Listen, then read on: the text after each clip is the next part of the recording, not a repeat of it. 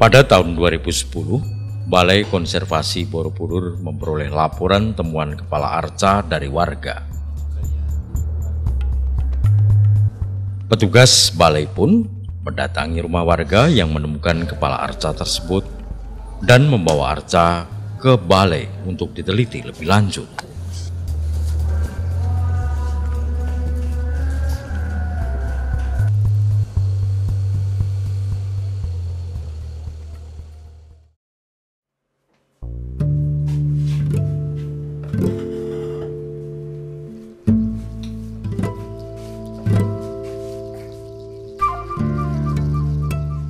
Temuan kepala arca akan dibawa ke calon tubuh dengan cara dicocokkan dari satu tubuh ke tubuh lainnya.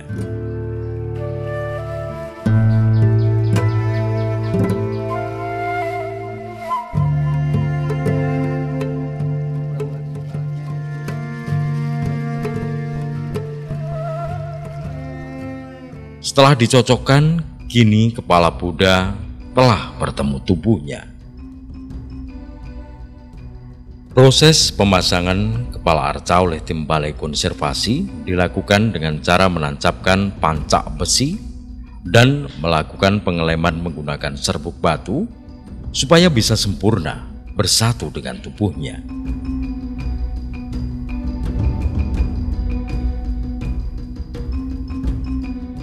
Ini adalah salah satu tugas Balai Konservasi Borobudur.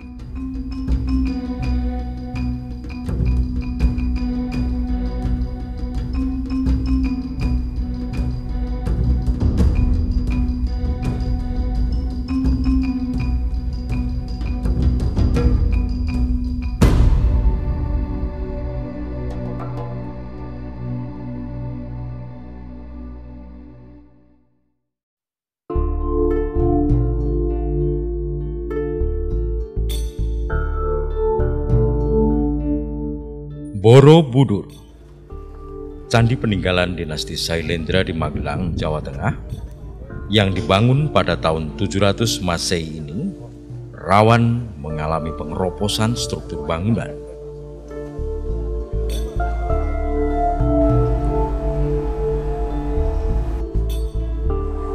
Untuk meminimalisir kerusakan di Candi Borobudur, Balai Konservasi menyiapkan tim khusus untuk mengamankan situs.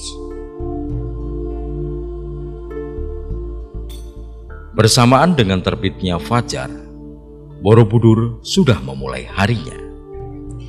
Begitu juga dengan mereka yang bertugas menjaga salah satu warisan dunia ini.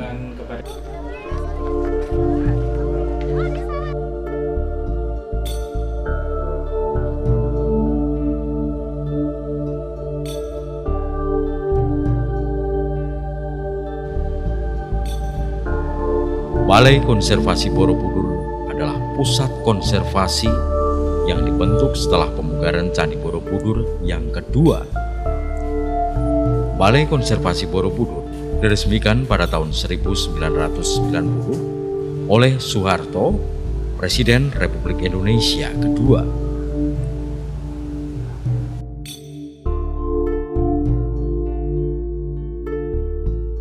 Berbagai sarana prasarana berupa laboratorium hingga sumber daya manusia di Balai Konservasi selalu setia menjaga Borobudur.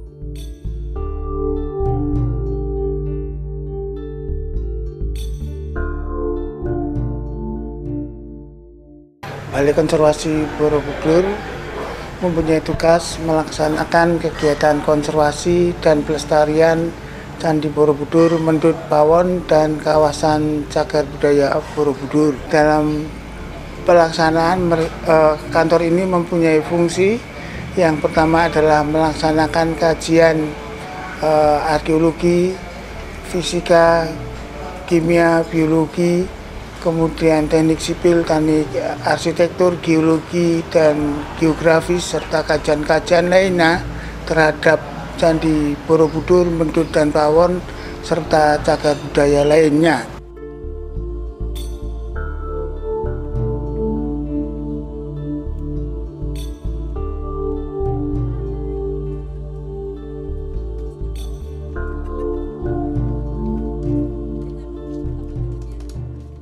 Sedangkan yang utama di Candi Borobudur adalah kita lakukan pemeliharaan, pengamanan, dan pemugaran terhadap Candi Borobudur. Kita lakukan bagaimana kita menjaga kondisi keterawatan Candi Borobudur tersebut. Kita melakukan yang selain itu juga kita lakukan dokumentasi dan publikasinya.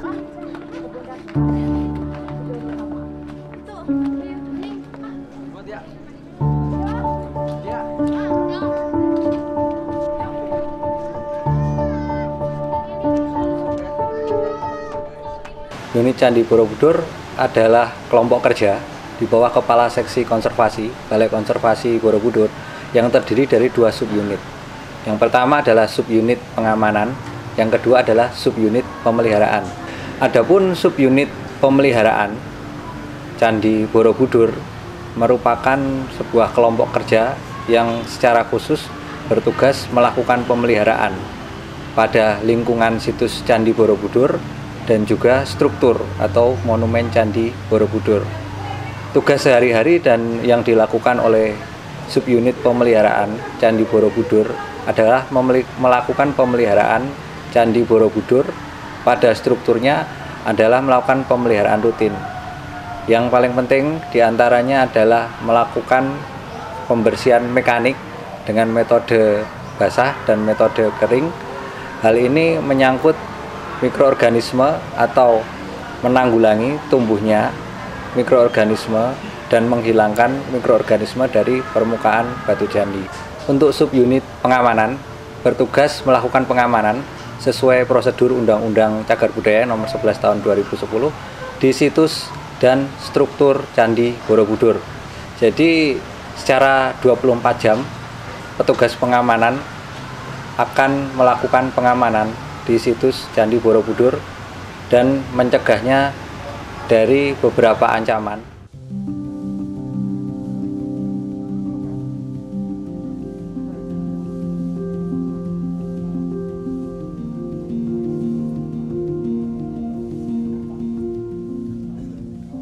Injakan jutaan pasang kaki wisatawan pada anak tangga candi perlahan dapat mengikis anak tangga Candi Borobudur.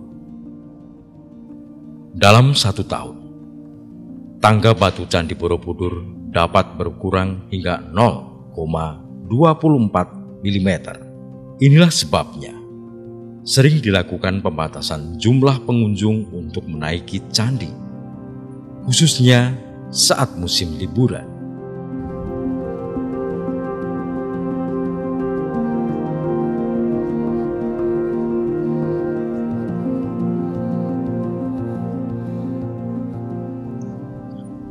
Tugas Balai Konservasi Borobudur tidak hanya menjaga candi dari kerusakan akibat manusia, namun juga mengamankannya dari perubahan alam.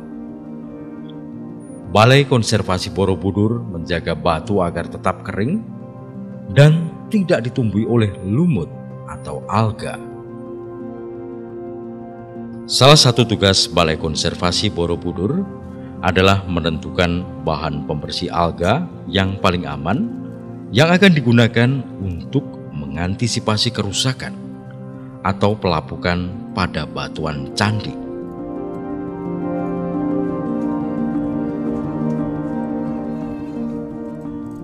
Kami di Pokja Kajian, Pengembangan dan Laboratorium memiliki tugas untuk mengkoordinir dan melaksanakan kajian konservasi serta pengembangan metode dan teknik konservasi cagar budaya.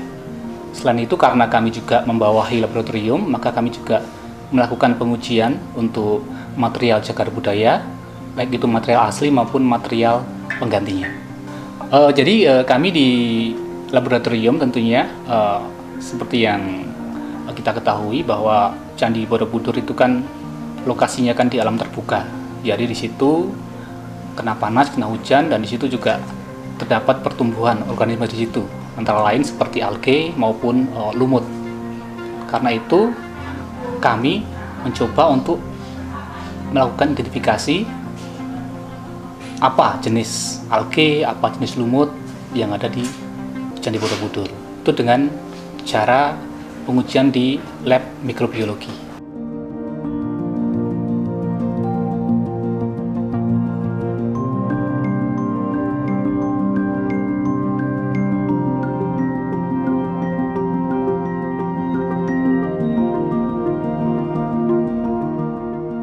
Jadi kebetulan kami melakukan kajian, pengembangan metode tentang bahan untuk perekat keramik seperti itu. Jadi kami mengembangkan bahan-bahan alam yang itu dari binatang. Itu kami sebut namanya itu ancor. Ancor itu adalah bahan yang berbasis kolagen, dia dari tulang binatang. Itu yang kami gunakan untuk perekat alami. Dan kebetulan kami di Balai Konservasi Borobudur itu menemukan gerabah masih di kawasan Cagar Budaya Borobudur, dan itu ketika dilakukan pengangkatan itu kondisinya sudah pecah, sehingga kami melakukan penyambungan di laboratorium tentunya dengan bahan yang sudah kami uji tadi, dengan bahan-bahan alam tadi, dengan ancor.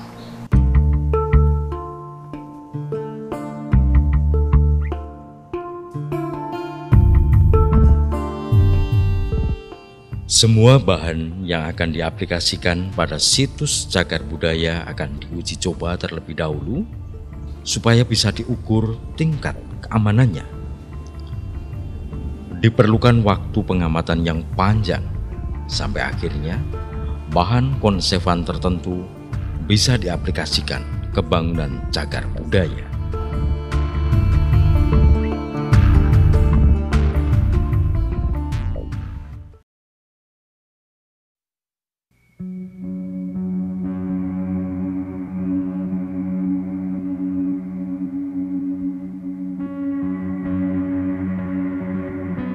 Ini adalah salah satu proses pengungkapan sejarah, atau dikenal dengan istilah ekskavasi.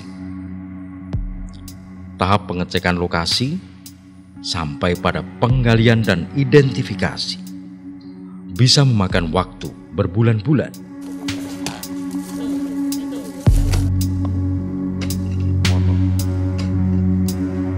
Kami yang di Pokja Penyelamatan dan Pengamanan, sesuai namanya, pertama bertugas untuk melakukan penyelamatan benda atau mungkin struktur atau bangunan yang diduga sebagai cagar budaya di dalam kawasan Cagar Budaya Borobudur. Saat ini kami biasanya mendapat laporan dari masyarakat di sekitar Borobudur terkait misalnya ada temuan benda yang diduga sebagai cagar budaya, dan akan kami tindak lanjuti dengan tindakan pengamanan, baik itu pengamanan dengan diambil atau pengamanan oleh masyarakat langsung. Untuk di situs-situs yang ada di kawasan Cagar Budaya Borobudur, saat ini kami memang sedang melakukan ekskavasi penyelamatan, terutama di rencananya di 5 situs, yaitu di situs Landi, Bowongan, Samberan, Blongsongan, dan Dipan. Nah, setelah ekskavasi ini kami ingin mengetahui seberapa besar sebenarnya struktur yang ada di dalam tanah, yang masih terpendam di dalam tanah, sehingga kami bisa ke depan merencanakan pengamanannya harus seperti apa. Untuk yang di Dipan saat ini kami sedang melakukan ekskavasi penyelamatan.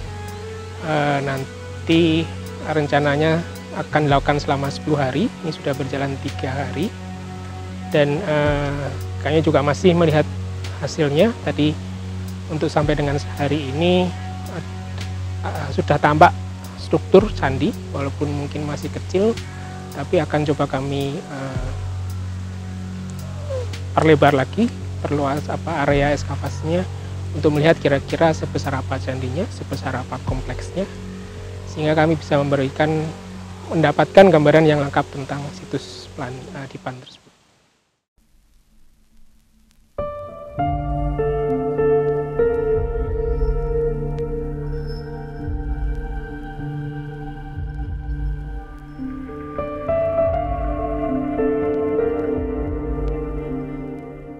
UNESCO menetapkan arsip pemunggaran Borobudur sebagai Memory of the World karena lengkapnya dokumen saat pemunggaran kedua, baik yang berupa film, catatan pembangunan rekonstruksi, foto, layout perubahan, dan berbagai data penunjang lainnya.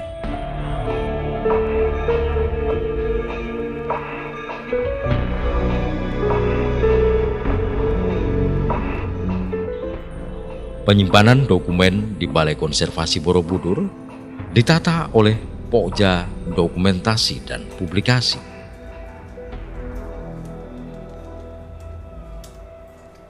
Dalam kesehariannya kami bertugas kalau dalam hal pendokumentasian kegiatan, kami berkoordinasi dengan beberapa pokja lain seperti juga urusan persuratan, urusan protokoler dan kesekretariatan maksud kami, kemudian juga pokja layanan dan pemanfaatan, layanan masyarakat dan pemanfaatan untuk saling berkoordinasi kegiatan ataupun surat-surat yang datang ke kami, misalnya ada kunjungan dinas, kunjungan edukasi, kunjungan tamu negara ataupun kegiatan lain yang perlu kita dampingi, dan itu harus kita dokumentasikan. Di Balai Konservasi Borobudur mempunyai situs web Konservasi Borobudur, juga Borobudurpedia yang di dalamnya kita bisa melihat ada Borobudurpedia. Di dalamnya adalah hal-hal yang terkait dengan Borobudur, hal kecil apapun yang terkait dengan Borobudur dari A sampai Z. Di Balai Konservasi Borobudur mempunyai website dan medsos yang ada di Instagram, ada di Twitter, juga ada di Facebook.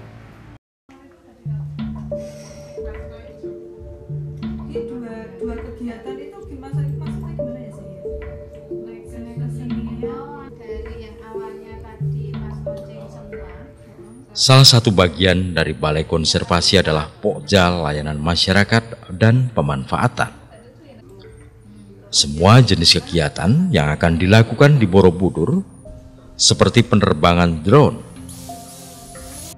konser, kunjungan ke balai, atau uji lab yang akan dilakukan oleh para akademisi harus mendapat izin terlebih dahulu.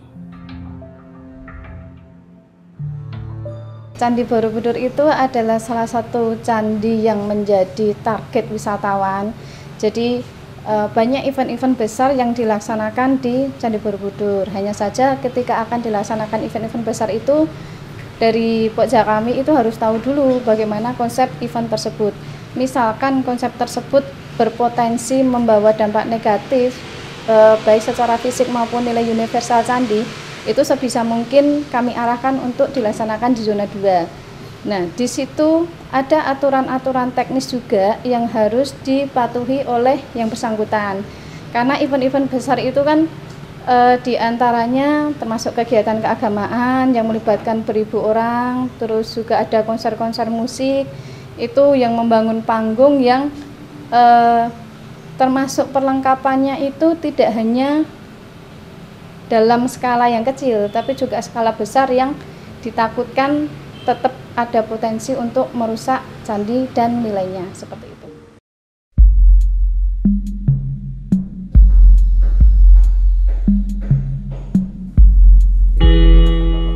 Di ruang audiovisual restorasi, dipaparkan perjalanan Candi Borobudur dari pertama kali ditemukan sampai akhirnya berdiri sempurna. Ruang audiovisual dibagi menjadi 7 ruang pamer, yaitu ruang pengenalan Candi Borobudur, ruang sejarah restorasi, ruang kearsitekturan, ruang arkeologi, ruang dokumentasi, ruang teknoarkeologi, dan ruang kemiko-arkeologi. Studio Sejarah Restorasi yang terletak di Kompleks Balai Konservasi Borobudur dibangun dengan tujuan untuk mendokumentasikan dan mengenalkan peralatan serta informasi yang berkaitan dengan restorasi Candi Borobudur, baik dari pemugaran pertama sampai pemugaran kedua. Diharapkan perjuangan besar yang pernah dilakukan bangsa Indonesia dalam mempertahankan warisan nenek moyang ini dapat sampai hingga ke generasi-generasi yang akan datang.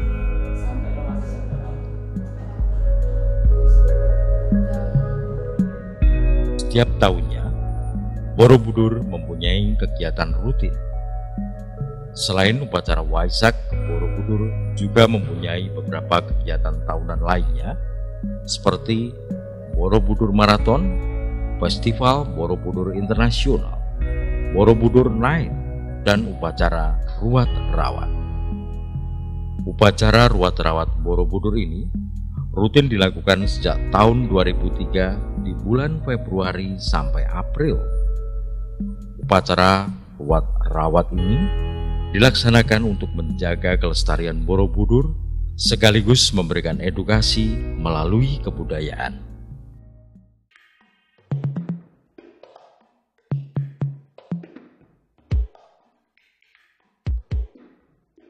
Pemanfaatan Borobudur untuk berbagai kepentingan akan semakin banyak ragam jenisnya. Dari keagamaan hingga kesenian, dari hiburan hingga edukasi. Inilah tantangan Balai Konservasi dalam menjaga lestarinya Borobudur untuk dunia.